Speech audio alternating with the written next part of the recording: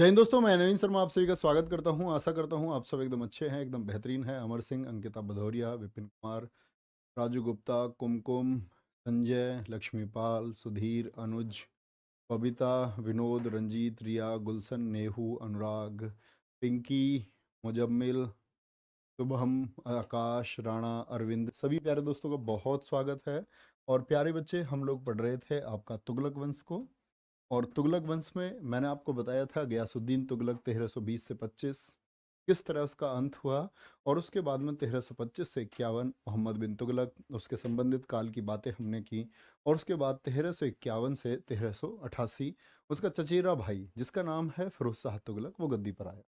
पिछली क्लास में मैं आपको बता रहा था उसके कुछ विभाग: दीवान इस्तिहाक पेंशन के लिए, दीवान रिसालत लोक शिकायत के लिए, दीवान मुस्तक राज लगान के लिए, भित्ति चित्रकारी इसने बंद कर दी, सोने चांदी के बर्तन बंद कर दिए, महिलाओं के पीर मजार पर जाने पर रोक लगाई। इसने बहुत सारे नगर बसाए, बहुत सारे नगरों में नाम आता है।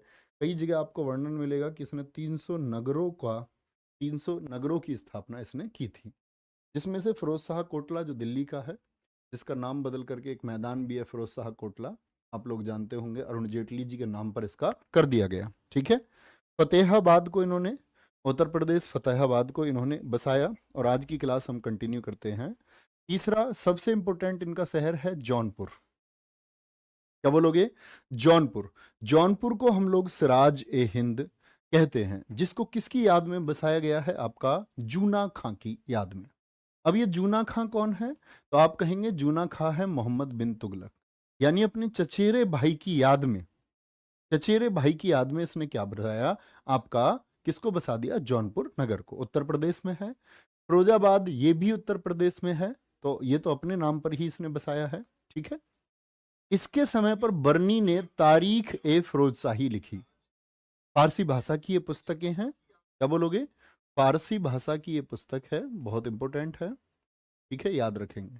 तो ये जो बरनी है, ये बरनी किसके काल में रहता था? एक तो मोहम्मद बिन तुगलक के काल में रहा है, बहुत प्रश्न पूछा जाता है किन दो शासकों से संबंधित रहा है बरनी। तो मोहम्मद बिन तुगलक और फिरोज शाह तुगलक, इन दोनों से संबंध रहा है। इसने अपनी आत्मकथा फुतुहात ए फिरोज शाही लिखी। फुतुहात ए फिरोज शाही। तो आप देखेंगे कि ये जो दिल्ली सल्तनत है, दिल्ली सल्तनत में ये पहला प्रयास हुआ कि किसी शासक ने अपनी आत्मकथा लिखी। ठीक है। क्या बोलेंगे? तो क्या नाम है? फुतुहात ए फिरोज शाही के लेखक कौन है? तो आप क्या कहेंगे? भैया जी वो फिरोज शाह तुगलक है। इसने चांदी का सिक्का चलवाया था। ठीक है। जिसका नाम क्या है सिक्के का? ससगनी सिक्का। आपसे पूछे अन्य सिक्के भी इसने चलवाए। अन्य सिक्कों में नाम आता है इसका अद्धा और बिख, जो तांबे के थे। अन्य सिक्के कौन कौन से थे इसके? अद्धा सिक्के का नाम है ये, और बिख ये तांबे मिश्रित सिक्के थे। जो किसने चलाए थे? ये भी आपका प्यारे बच्चे फिरोज शाह तुगलक ने चलाए थे। ठीक है। इतनी बात में कोई परेशानी? आगे चलेंगे, आज की क्लास हमारी होगी। नेक्स्ट है, यह है अशोक के दो स्तंभों को दिल्ली लेकर के आया। अब मैं आपसे क्वेश्चन पूछूंगा, अशोक के जो स्तंभ लेख थे उनकी संख्या कितनी है? फटाफट से बताएंगे। तो अशोक के स्तंभलेख, मैंने बोला था अशोक ने जो शिलालेख लिखवाए थे, उन जो रॉक एडिक्ट थे उनकी संख्या थी आपका प्यारे बच्चे 14। लेकिन जो पिलर एडिक्ट यानी कि स्तंभ लेख उसने लिखवाए, उन स्तंभ लेखों की संख्या है 7। गुहा लेख इसने 3 लिखवाए थे। तो क्या बोलोगे? क्या बोलेंगे आप कि स्तंभ लेख 7 थे, जिसमें रामपुरवा भी था, लोरिया अरारेज था। लेकिन आपको याद है टोपरा स्तंभ ये कहाँ था? हरियाणा में। और मेरठ स्तंभ जो था, इन दोनों को ये बोला कि ये ना तो मुझे मेरठ में अच्छा लग रहा है और ना हरियाणा में। इनको कहाँ लेकर के ये आया? दिल्ली लेकर के ये आया। राज सिकरवार जी कह रहे हैं स्तंभ लेख की संख्या 14 है। नहीं प्यारे बच्चे, शिलालेख की संख्या 14 है। तो क्या बोलेंगे? अशोक के दो स्तंभों को दिल्ली लेकर के आया। टोपरा स्तंभ ये तो रास्ते में टूट भी गया था, हाथियों से खिंचवा करके, बहुत सारे दासों को लगा करके खींच करके इनको लेके आया। ठीक है। 1368 में कुतुब मीनार की मरम्मत इसने करवाई। क्या बोलोगे? 1368 में क्या हुआ? 1368 में कुतुब मीनार पर गिर गई थी बिजली। तो कुतुब मीनार के बारे में अगर हम बात करें, इल्तुतमिश ने सबसे पहले उसको बनवाया, पूर्ण करवाया, लेकिन शुरुआत उसकी नींव किसने रखी थी? ऐबक ने। एक बार वो क्षतिग्रस्त हो गई तो इसने फिरोज शाह तुगलक ने क्या किया, यहां पर क्या गिर गई थी? बिजली गिर गई थी। बिजली गिर जाने की वजह से फिर इसने इसको मरम्मत कराया। जैसे सन 1505 में भूकंप आएगा दिल्ली में, तो उस समय सिकंदर लोधी रहेगा, तो सिकंदर लोधी क्या करेगा? तब वो कुतुब मीनार का मरम्मत करवाएगा। ठीक है। एफएसटी के बाद के शासक, आप लोग पढ़े ना पढ़े एक ही बात है। ठीक है। क्या बोलोगे? एफएसटी के बाद के शासक है गयासुद्दीन मोहम्मद शाह। भैया इसको किसने कहा है सल्तनत काल का अकबर? मेरे प्यारे बच्चे, सल्तनत काल का अकबर इसको एल्फिस्टन, एक इतिहासकार है, उसने कहा है। एफएसटी के बाद का शासक है गयासुद्दीन मोहम्मद शाह। बहुत कम प्रश्न, आज तक पूछा ही नहीं गया कोई। फिर गयासुद्दीन तुगलक शाह। ठीक है। फिर अबू बकर शाह। तो आप देख सकते हो छोटे छोटे काल के लिए 1388 और 1389 तक ये तीन हो गए। ये फिरोज शाह तुगलक के बाद के शासक हैं। भैया अगर पूछ लिया बर्नी किसके शासनकाल में रहता था, दोनों, क्यों पूछेगा भाई? मतलब ही नहीं बनता है। दोनों के काल में था तो दोनों विकल्प में क्यों देगा? ठीक है। आगे आएंगे। उसके बाद में फिर नसरुद्दीन बकर शाह के बाद में मोहम्मद शाह, ये 4 साल के लिए। अलाउद्दीन सिकंदर शाह, ये 1394 से 95 के लिए। और नसरुद्दीन महमूद, ये इंपॉर्टेंट बात कि जो आपका प्यारे बच्चे तुगलक वंश है, क्या बोलोगे? इसका अंतिम शासक कौन है? वो नसरुद्दीन महमूद तुगलक था। नसरुद्दीन महमूद तुगलक था। और इसी को हम अंतिम शासक कहते हैं, जो 1395 से 1414 तक। अब यहां पर एक इंपॉर्टेंट फैक्ट आता है, ये राजा आपको बीच के याद करने की बिल्कुल जरूरत नहीं है, ध्यान से समझना। एक फैक्ट आता है कि कई बार आप पुस्तकों में देखते होंगे और थम्स अप करना बहुत सारे बच्चों ने देखा होगा कि तुगलक काल, हमने तो लिखा 1414 तक, लेकिन कई पुस्तकों में 1398 ही लिखा हुआ है। ऐसा क्यों?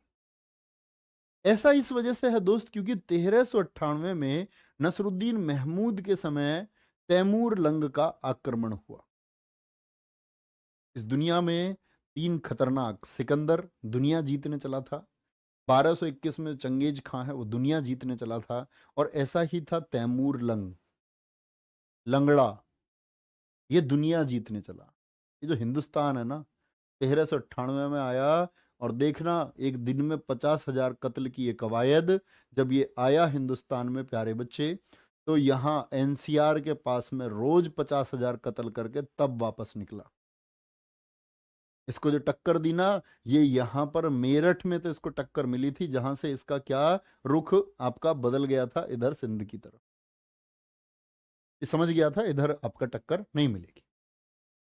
ऐसा क्यों है कि 1398 में? क्योंकि तैमूर लंग इतना खतरनाक था कि जब 50,000 से रोज काटे गए, इतनी तबाही मिली, कहते हैं कि दिल्ली जहां से तैमूर लंग गुजरा वहीं सब कुछ उजड़ गया।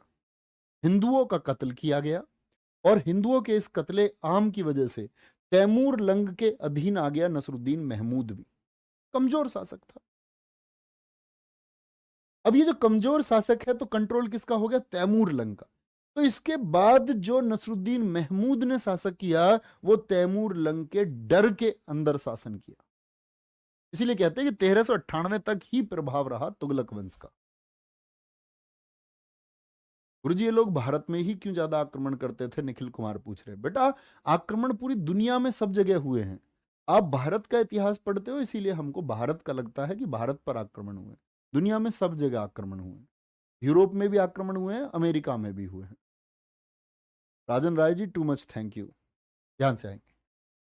इसी समय नसरुद्दीन महमूद के समय ख्वाजा जहां ने जौनपुर में सरकी वंश की स्थापना कर ली। बहुत इंपॉर्टेंट क्वेश्चन है कि सरकी वंश का संस्थापक कौन था? वो मलिक सरवर है, सखर नहीं, मलिक सरवर। क्योंकि जौनपुर जो बसा है वो किसके समय पर बसा? फिरोज शाह तुगलक ने उसको बसाया अपने भाई एमबीटी की याद में, मोहम्मद बिन तुगलक की याद में बसा। तो जौनपुर पर जो कंट्रोल था, मिर्जापुर वाला जौनपुर नहीं है, जौनपुर का कंट्रोल लेने आए हैं। तो ये जौनपुर का कंट्रोल किसने ले लिया? ख्वाजा जहां ने ले लिया। ठीक है, तो दिक्कत इतनी बात में। तो कंट्रोल इसके हाथ में आ गया, किसका? बहुत इंपॉर्टेंट है कि सरकी वंश का संस्थापक, आप कभी यूपी पुलिस के या आपको बात करें यूपी के एग्जाम्स आप देंगे तो सरकी वंश का पर्सन हमेशा बनता है। तो तैमूर लंग ने आक्रमण कब किया? 1398 में। और अंतिम शासक आप समझ चुके हैं, नसरुद्दीन महमूद के समय पर हुआ। तो तुगलक वंश हमारा यहां पर खत्म हो जाता है। तो पहले हमने पढ़ा गुलाम वंश, उम्मीद करूंगा सारी चीजें आपको समझ में आई होंगी। फिर खिलजी वंश हमने पढ़ा, सबसे छोटा काल। फिर तुगलक 1320 से लेकर के आपका 1320 से लेकर के आपका प्यारे बच्चे क्या बोलेंगे 1414 तक, सबसे लंबा शासनकाल 94 वर्षों का, 1320 से 1414 तक। फिर आता है सैयद वंश। सैयद वंश 1414 से 1451, बहुत अल्पकाल के लिए ये भी रहा और इसके शासक कोई बहुत बड़े शासक नहीं रहे। ठीक है, ध्यान से देखना। सैयद वंश से एक क्वेश्चन पूछा जाता है और एकमात्र प्रश्न ही परीक्षाओं में पूछा गया, बाकी कुछ नहीं पूछा जाता। पढ़ के रखना कि सैयद वंश की संस्थापना किसने की है। इसके जो स्थापना की है वो की है खिज्र खान ने, और रैयत आला उसकी उपाधि है। एक उदार शासक था, और कहते हैं उदारता कमजोरी का कारण होती है और जिसकी वजह से लोग क्या है मारे जाते। 14 से 1421 रहा। इसके बाद में मुबारक शाह आया, मुबारक शाह के बाद में मोहम्मद शाह, और मोहम्मद शाह के बाद में आलम शाह, और ये अंतिम शासक है। तो एक तो पहला शासक याद रखें खिज्र खां, और अंतिम शासक याद रखें आपका क्या आलम शाह। ठीक है सर, हिस्ट्री से लगभग कितने प्रश्न आ जाएंगे? हिस्ट्री से भैया प्रश्न आ जाएंगे आपके लगभग 2। ठीक है।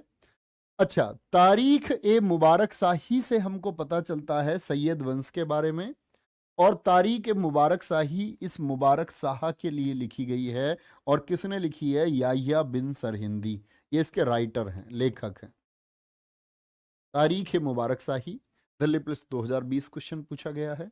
एसएससी जीडी पिछले वाले 2021 में क्वेश्चन पूछा गया है। ठीक है प्रथा राय जी, बहुत धन्यवाद। सर उपाधि का क्या मतलब होता है? उपाधि मतलब टाइटल है, सम्मान दे देना किसी को। जैसे महात्मा गांधी जी को दी गई थी उपाधि अंग्रेजों के द्वारा केसर हिंद, रविन्द्रनाथ टैगोर को नाइटहुड दी गई, राय बहादुर की एक उपाधि होती थी, जैसे आज भी हिंदुस्तान में भारत रत्न से सम्मानित किया जाता है। आगे नेक्स्ट भैया, क्या जैसे इन लोगों ने आक्रमण किया है कि भारत के राजाओं ने आक्रमण नहीं किया और देशों पर किया ना। चोल वंश में मैं आपको पढ़ाऊंगा राजेंद्र जी के बारे में। राजेंद्र ऐसे अकेले शासक हैं भारत के जिन्होंने भारत की सीमाओं से बाहर आक्रमण किया और श्रीलंका को अपने कब्जे में ले लिया था। तो वो चोल साम्राज्य में पढ़ोगे, हिंदुस्तान में भी ऐसे शासक हुए हैं। ठीक है, तो दिक्कत? वेरी गुड यार, तुम हेट यू ज्यादा लिखते हो। और फिर आता है सल्तनत काल का अंतिम वंश। क्या बोलोगे? दिल्ली सल्तनत का अंतिम वंश जिसका नाम है लोदी वंश। क्या बोलोगे? सल्तनत, कौन सी सल्तनत? दिल्ली सल्तनत हम लोग पढ़ रहे थे। दिल्ली सल्तनत का अंतिम वंश ये है, और इस अंतिम वंश के बाद में फिर मुगल साम्राज्य ने अपनी नींव डाल ली थी। कौन सा है? वो लोदी वंश है। कितने वर्षों तक इसने शासन किया है? तो क्या बोलेंगे भैया जी, इसने शासन किया है 75 वर्षों तक, 75 ईयर्स। आगे लोदी वंश भैया, ये जो एक बच्चा क्वेश्चन पूछ रहा है कि दिल्ली सल्तनत के जो शासक थे ये कौन से धर्म से थे? मुस्लिम में। मुस्लिम में अगर हम बात करें ओवरऑल तो ये सारे के सारे सुन्नी शासक थे मैक्सिमम। क्या थे ये सारे? ये सारे सुन्नी शासक थे। सर हरिहर बुक का पढ़ाएंगे? हाँ पढ़ाएंगे, विजयनगर साम्राज्य में आपको पढ़ाऊं। लोदी वंश की बात करें तो सबसे इंपॉर्टेंट फैक्ट आता है कि ये गिलजई जाति थी, और ये दिल्ली पर प्रथम अफगान वंश है। इसे थोड़ा सा समझाएं भैया, प्रथम अफगान वंश इसको क्यों बोल रहे हैं? तो आप लोगों को याद हो बलबन ने मेवातियों पर कौन सी नीति अपनाई थी? बलबन ने लोहो एवं रक्त नीति अपनाई थी। और जिन बच्चों ने मेरी बात ध्यान से सुनते होंगे, वहां पर मैंने एक बात बताई थी कि मेवातियों के खिलाफ लौह एवं रक्त नीति के लिए उन डाकुओं लुटेरों के लिए इसने 3,000 अफगानों को बुलाया था। कितने अफगान बुलाए गए थे? 3,000 अफगान। यानी जो ईरान वाला क्षेत्र है आपका आज वाला, अफगानिस्तान वाला आज का क्षेत्र है, यहां से बुलाए गए। तो ये लोग यहीं आकर के बस गए और ये सेनापति रहे, सेना में काम करते रहे। सेनापति तो तब नहीं थे, तब ये सेना में काम करते रहे गुलाम वंश से। धीरे धीरे धीरे धीरे धीरे धीरे एक मौका ऐसा आया कि आपका प्यारे बच्चे बहलोल लोदी एक सेनापति बन के उभरा सैयद वंश के समय पर। सैयद वंश के समय पर जब ये सेनापति बना तो इसको मौका मिल गया और इसने स्थापना कर दी लोदी वंश की। इसीलिए इसको हम बोलते हैं दिल्ली पर प्रथम अफगान वंश है। दिल्ली पर प्रथम अफगान वंश। क्या भैया द्वितीय वंश भी कोई आएगा? हाँ, दूसरा वंश आएगा शेर शाह सूरी का। वो भी इन्हीं के वंशजों में से एक है जो हुमायूं को हराएगा 1539 और 1540 में। ठीक है, तो संस्थापक कौन है? बहलोल लोदी। और 1451 से 1489 तक गद्दी पर रहे। देखो कितना महत्वपूर्ण फैक्ट है कि दिल्ली सल्तनत में सबसे बड़ा शासनकाल है। जैसे हम भारत की बात करते हैं तो मैंने बिंबिसार आपको पढ़ाए थे हर्यक वंश में। बिंबिसार का शासन रहा है प्यारे बच्चे 52 ईयर्स, 52 वर्षों का शासन है। अकबर और औरंगजेब आगे आएंगे। अकबर का 49 वर्षों का, औरंगजेब का भी 49 वर्षों का। शाहआलम द्वितीय जो 1760 से 1806 तक रहा, 46 वर्षों का शासन है। लेकिन वो तीनों शासनकाल है मुगलों में। दिल्ली सल्तनत में सबसे बड़ा शासनकाल किसका है? तो वो बहलोल लोदी का है। फटाफट से बताएं कितने वर्ष? 38 वर्षों तक गद्दी पर रहा। बुजुर्ग शासक था, किसी से कोई युद्ध नहीं किया और शांति प्रिय नीति से चला। शांति प्रिय नीति से, किसी के साथ कोई बगावत नहीं। इसका मानना था कि सब लोग एक साथ आगे बढ़ेंगे। क्या बोलोगे? दिल्ली सल्तनत का सबसे लंबा शासनकाल 38 वर्षों तक किसका है? वो बहलोल लोदी का है। ठीक है, बहलोल लोदी का 2 बार राज्याभिषेक हुआ है। क्या बोलोगे? बहलोल लोदी, लोदी वंश का वह कौन सा शासक है जिसका 2 बार राज्याभिषेक हुआ है? चलो भाई बोलेंगे एक बार, फटाफट पढ़ लो। अरे सर जी आपको मंथली, सर यूपीएसआई में हिस्ट्री से क्वेश्चन आते हैं क्या? हर जगह आते हैं, हर परीक्षा में। भैया आपको मंथली कितने रुपए मिलते हैं? कितने बताऊं? चलो तुम्हारे मन के हिसाब से बताओ। तो क्या अर्थ है? जब आप नौकरी करके आओगे, जब आप मान के चलो आप बीएसएफ में बॉर्डर सिक्योर कर रहे हैं, एसएसएफ में आप नौकरी कर रहे हैं, आपकी दिन रात की ड्यूटी है, बहुत मेहनत आप करते हैं, असम राइफल्स में आप नौकरी कर रहे हैं, ठीक है, कहीं भी आप नौकरी कर रहे हैं। अब आप नौकरी करके आए, बड़ी छुट्टी में आए आप 3 महीने बाद, बड़ी मेहनत की आपने, बॉर्डर पर खाया ना पिया, बस काम करते रहे, देश की सेवा करते रहे। आप मुझे मिले और मैं आपसे पूछूं आपकी तनख्वाह कितनी, तो मेरे दोस्त उसका कोई अर्थ नहीं। अब देखो बहुत सारे लिखने भी लग गए। एक बच्चा लिख रहा है आपको 20,000 रुपये मिलते हैं। भैया तुमने ज़्यादा लिख दिए यार। 1 लाख मिलते हैं जी, 5 लाख मिलते हैं जी। एक कह रहा 50,000, एक कह रहा 80,000। तुम सब किसी का भी तुक्का ठीक नहीं है। ना 5 लाख वाले का ठीक है, ना 10 लाख वाले का ठीक।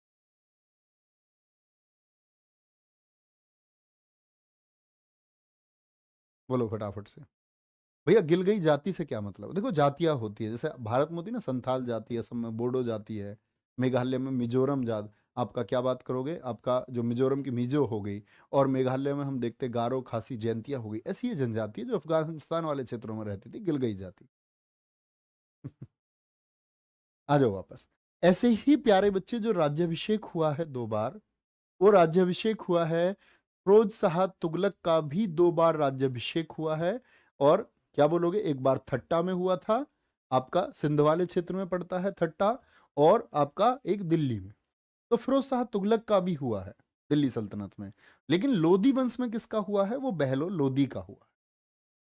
दरी पर बैठकर शासन करता था। अब आप समझ रहे हैं इस बात का क्या अर्थ है कि एकदम साधारण शासक ये था, साधारण शासक था। यह चाहता था कि इसका बड़ा बेटा बारबक शाह गद्दी पर बैठे। बारबक शाह, इसके बड़े बेटे का नाम। अब मुझे बताओ, अभी मैंने एक बात कही थी कि सरकी वंश जिसने जौनपुर को अपने अधीन कर लिया, तो वो सरकी वंश का संस्थापक कौन था? चलो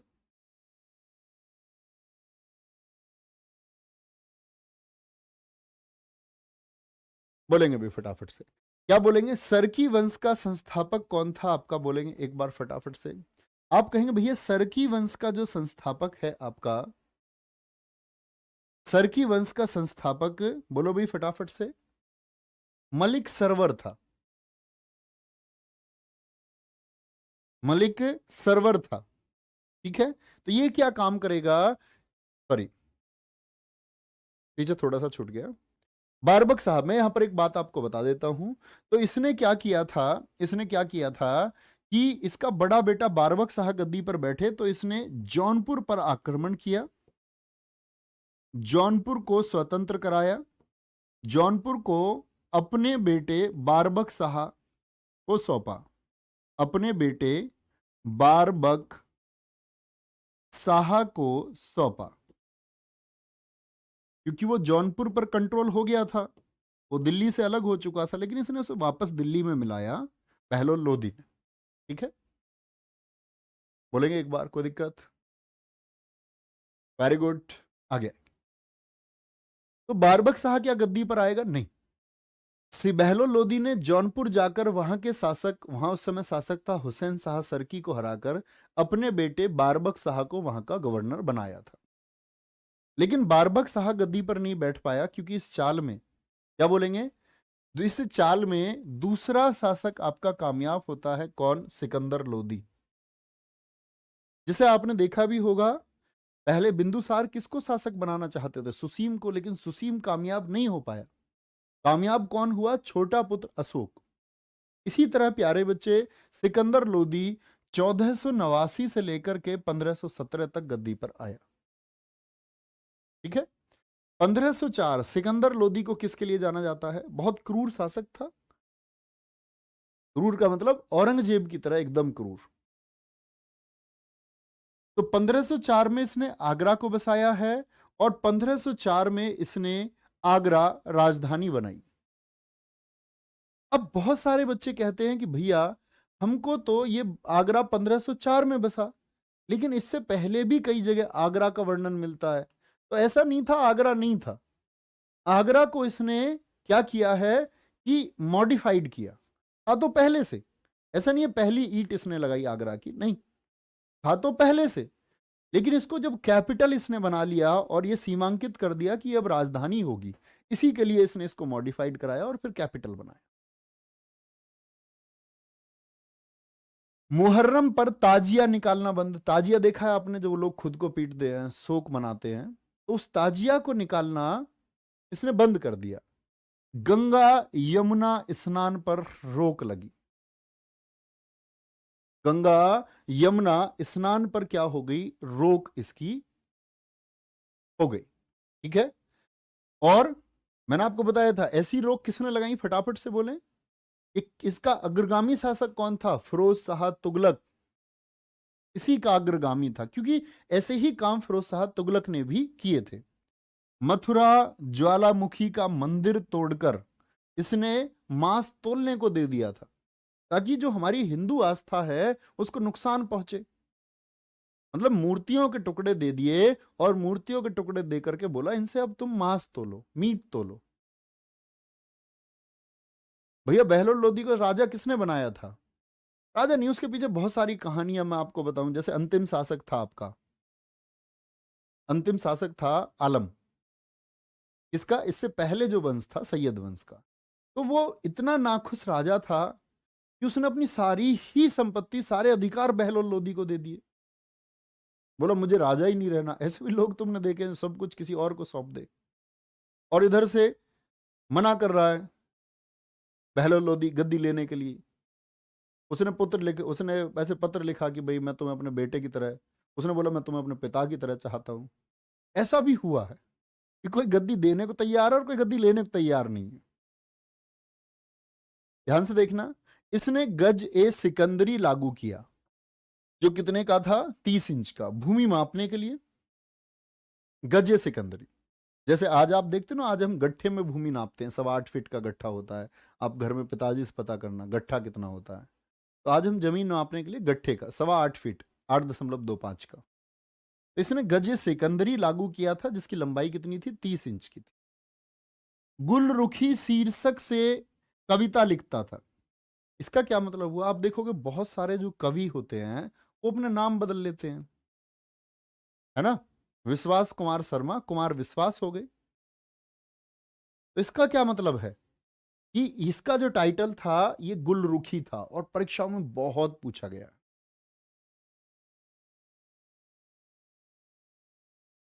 आगे एक बच्चा कह रहा है, गुरुजी बच्चों को बताओ पैसों में कुछ नहीं रखा है। नहीं, मैं झूठ क्यों बोलूं भाई? पैसे में कुछ नहीं रखा, पैसे में बहुत कुछ रखा है प्यारे दोस्त। तुम नौकरी क्यों करना चाह रहे हो? अगर तुम में से कोई ये कहेगा ना कि जी नहीं सेवा के लिए, तो पैसे मिलेंगे तभी तो सेवा करोगे। फ्री में तुम में से कोई खड़ा हो जाएगा 50 साल बॉर्डर पे जाके, बदले में कुछ ना कुछ तो चाहिए भाई। तो क्यों मैं बच्चों से झूठ बोलूं? पैसे में बहुत कुछ रखा है, लेकिन पैसा एक अलग विषय है। पैसे को आप कभी ऐसे हीन भावना से मत देखना, वो देवी लक्ष्मी का रूप है, उसमें बड़ी ताकत है, वो जीवन को आसान बनाता है। लेकिन पैसे को प्राथमिकता नहीं देनी चाहिए, ये बात आप कह सकते।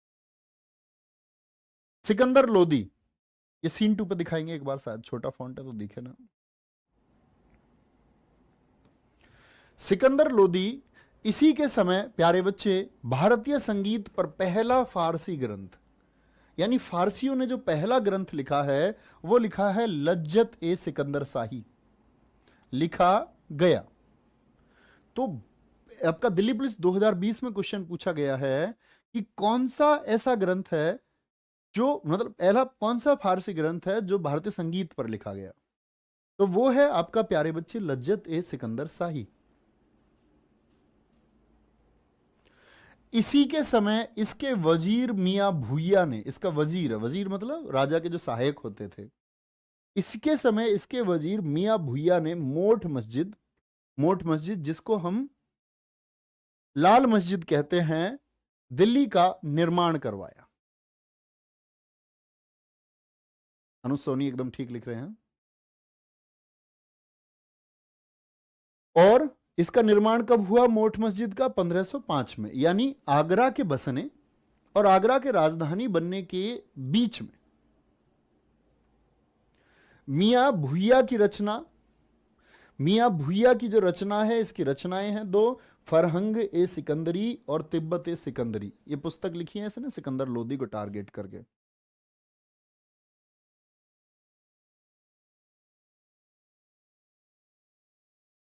सनी पटेल जी कह रहे हैं गुरुजी सही निर्णय कैसे लिए जाते हैं? सही निर्णय ये एक बहुत अच्छा प्रश्न है जो आपकी जिंदगी के लिए जरूरी है। सही निर्णय प्यारे बच्चे लेने के लिए आपको एक चीज देखनी होगी। आप अपने मजे के लिए जिंदगी में कुछ भी करो, ठीक है, लेकिन आप अपने किसी भी काम को करते समय यह सोच लेना कि आपके इस काम का किसी को दुख ना पहुंचे, वास्तविक दुख। आप कहेंगे भैया धारा 370 हटाई तो पाकिस्तानियों को तो दुख पहुंचा। वो वास्तविक दुख नहीं है, वो लालच है, उनका स्वार्थ है। वास्तविक दुख होता है कि हम किसी का घर छीन लें, किसी की आजीविका को हम छीन लें। तो सही निर्णय वो होगा जिससे किसका वास्तविक नहीं दुखता दिल। आप मान के चलो आप किसी अच्छे कार्य के लिए अपना घर छोड़ के जा रहे हैं, जैसे महात्मा बुद्ध गए, तो भैया ये तो माता पिता को दुख होता होगा, हमारी माता जी को होता है जब मैं घर नहीं जा पाता, कहती भैया तुझे तो हमारी याद ही नहीं आती। तो मैं एक ही बात कहता हूँ, मम्मी मतलब क्या कर सकता हूँ। तो ये वास्तविक दुख नहीं है, क्योंकि उनका जो दुख है अगर उसको प्रायोरिटी दी जाएगी तो फिर आप लोगों के लिए बहुत सारी चीजें नहीं हो पाएंगी। तो जीवन में सही निर्णय लेने का यही एक रीजन है, आप सोचना किसी को वास्तविक दुख ना पहुंचे। ठीक है, क्या बोलोगे? इसको दाल मस्जिद या मोठ मस्जिद के नाम से भी जानते हैं। यह दाढ़ी नहीं रखता था। दिल्ली सल्तनत का कौन सा शासक था जो दाढ़ी नहीं रखता था? गले की बीमारी के कारण इसकी मृत्यु हुई। गले की बीमारी के कारण क्या हो गया, ये इसकी मृत्यु हो गई। ठीक है, आगे इसका मकबरा कहां है? मकबरा इसका दिल्ली में है। सिकंदर लोदी के समकालीन प्रसिद्ध व्यक्ति कबीरदास। कबीरदास जानते हो? हिंदी में आप लोगों ने, जो बच्चे हिंदी मीडियम के होंगे उन्होंने पढ़ा होगा कि साखी सबद रमैनी, ये 3 रचनाएं हैं इनकी। साखी सबद रमैनी, ये दरअसल में कबीरदास जी ने नहीं लिखी थी। इनके एक शिष्य थे धर्मदास, उन्होंने देखा कि मेरे गुरुजी क्या कहते हैं, उसने उस सबको लिख लिया।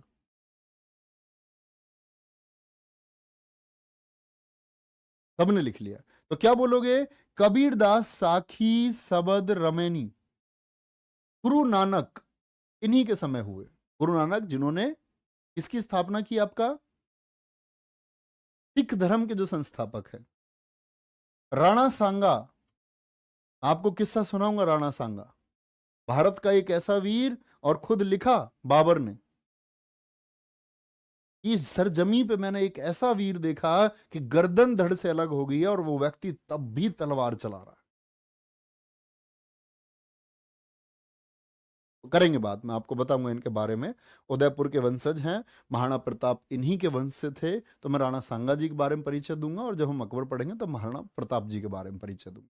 ठीक है, साखी सबद रमैनी, बिल्कुल हाँ, इसी को बोलते हैं इकट्ठा बीजक, हिंदी साहित्य में आता है। फिर तीसरा शासक आता है इब्राहिम लोदी, और ये अंतिम शासक है दिल्ली सल्तनत का। लिखा हुआ है, सॉरी सीन 2 पर दिखा देंगे एक बार, छोटा फॉन्ट है। क्या लिखा हुआ है? दिल्ली सल्तनत का ये अंतिम शासक है। क्या भैया इसके बाद दिल्ली सल्तनत खत्म हो जाएगी? हां जी, इसके बाद प्यारे बच्चे आपका शुरू हो जाएगा मुगल साम्राज्य। और मुगलों को, मुगल वंश की जो स्थापना करेगा वो कौन करेगा? बाबर करेगा। बाबर परगना से आएगा और बड़े मतलब अनुभव से आएगा। एक छोटा सा बच्चा जो तलवार उठा करके लड़ेगा अपने अधिकार के लिए, उसका नाम बाबर है। और तबाही मचाएगा यहां आकर के। 1518 में खतौली का युद्ध हुआ, राणा सांगा वर्सेस इब्राहिम लोदी। ये कैसा रहा है? निर्णायक रहा है। और बहुत जगह किताबों में आपको लगेगा कि राणा सांगा की हार हुई, लेकिन यह गलत है, एकदम गलत है। ठीक है, पानीपत का युद्ध, यह पानीपत का युद्ध इसके अंतिम समय पर हुआ है 21 अप्रैल 1526 को।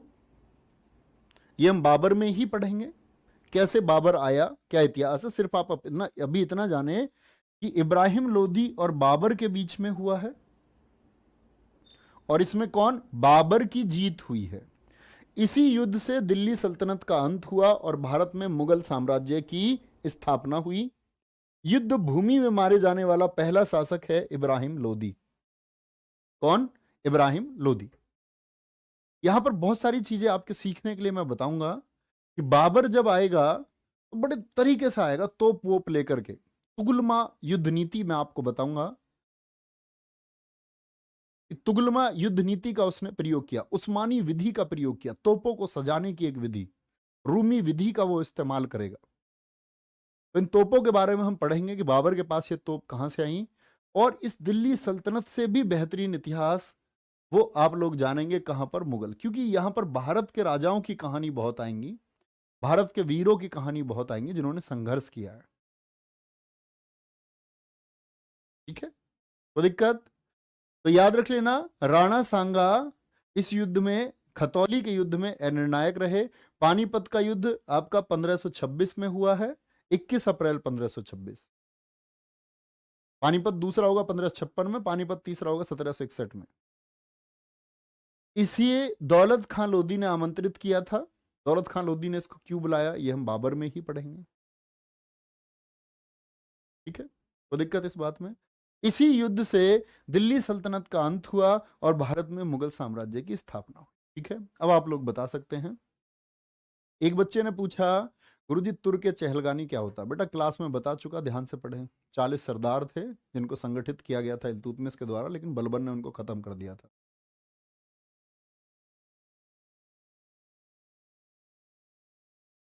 चलो भाई, विजयनगर साम्राज्य के बारे में हाँ पढ़ाएंगे अंकेश कुमार जी, वो अलग ही एक टॉपिक है, निश्चिंत रहे, वो मेरी जिम्मेदारी है।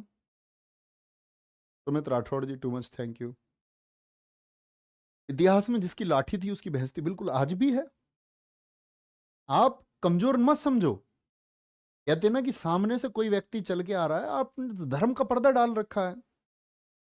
आप बोले कि बाबर, लोग ऐसे हेट कर रहे हो उससे, क्यों हेट कर रहे हो भाई? आप सोचो ना उसमें क्या इंटेलिजेंस रहा होगा कि बाहर से आकर के पूरा भारत को कंट्रोल कर लिया उसने। तो ये पढ़ने की चीज है, ये रिसर्च करने की चीज है कि तुम्हारे अंदर ऐसी क्या कमियां थी।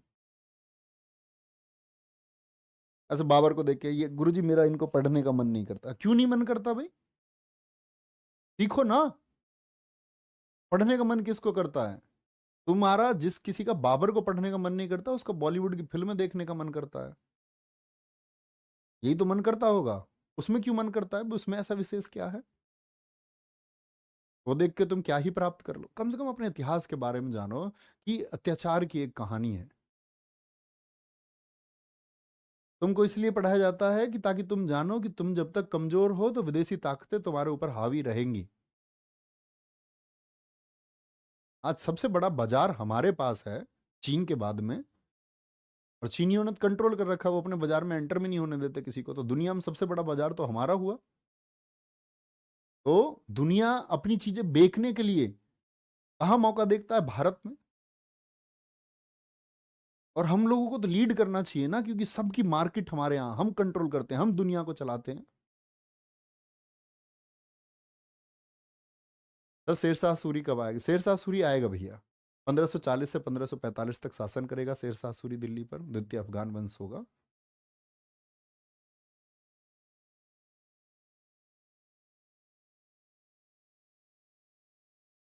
राणा सांगा जी के बारे में कल बताएंगे प्यारे बच्चे, मतलब अगली क्लास में बताएंगे।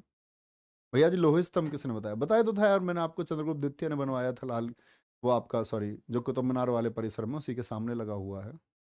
नहीं उमेश कुमार जी एक नहीं है, अलग अलग हैं दोनों। हाँ अपने लोग एक नहीं थे, एक बच्चे ने लिखा, अपने लोगों का एक होना बहुत जरूरी है, बहुत जरूरी, बहुत सा। भैया जी पाकिस्तान का इतिहास क्या होगा? अरे पाकिस्तान का इतिहास हिंदुस्तान का इतिहास है, पाकिस्तान अपना बच्चा है, सेम इतिहास है।